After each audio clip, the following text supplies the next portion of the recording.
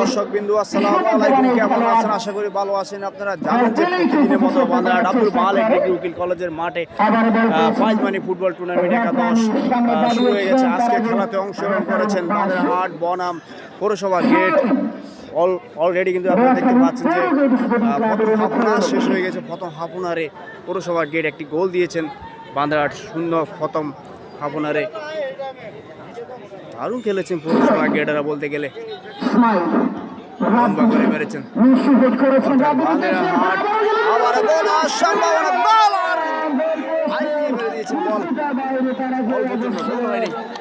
দারুণ খেলতেছেন পৌরসভা গেটের প্লেয়াররা। ভাগী সিংহে লড়াই বান্দারহাট আব্দুল মালেক উকিল ডিগ্রি কলেজের মাঠে। ভালো পাসিং, সাধারণ শট। বান্দারহাট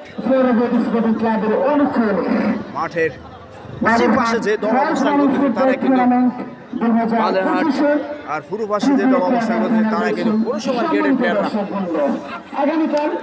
সাধারণ মজা চলতেছে।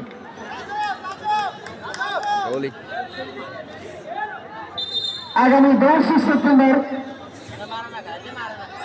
বুধবার বিকেল 3:30 টুর্নামেন্টের চতুর্থ এবং শেষ কোয়ার্টার ফাইনাল ম্যাচ অনুষ্ঠিত হবে। চতুর্থ এবং শেষ কোয়ার্টার ফাইনালে আগামী বুধবার বিকেল 3:30 মুখোমুখি হবে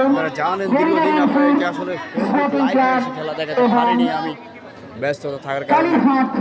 একাদশ আগামী বুধবার অর্থাৎ লম্বা করে মেরেছেন, 10 দারুণ শট।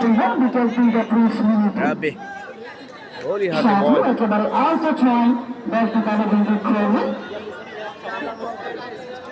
একসঙ্গে দিয়ে নোয়াখালী পৌর গতি স্পোর্টিং ক্লাব বাগেরহাটের শেষ সম্বল এই বাগেরহাট কথা বলতে গেলে আসি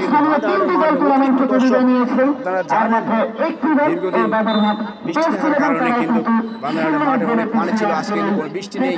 আজকে মাঠ কিন্তু টন তাজা, একেবারে রং টগে আউট বল হয়ে গেছে।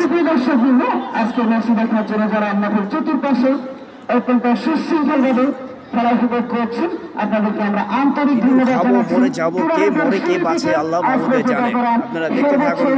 ইসমাইল সাধারণ হেড করে ক্লিয়ার করে দিয়েছেন বল, এবং টুর্নামেন্ট পরিচালনা কমিটিকে আপনারা সর্বোচ্চ সহযোগিতা করবেন। উত্তেজনা দেখা যাক আক্রমণে কি হয়, বল সম্ভাবনা ক্লিয়ার করে দিয়েছেন বল।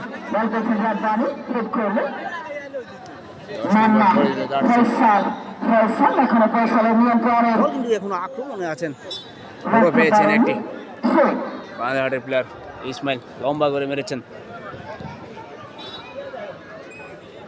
অসাধারণ কাটিং, বিপদ কিন্তু এখনো কাটেনি। শট করেছেন, গোলের হাতে গোল হওয়ার সম্ভাবনা হয়নি।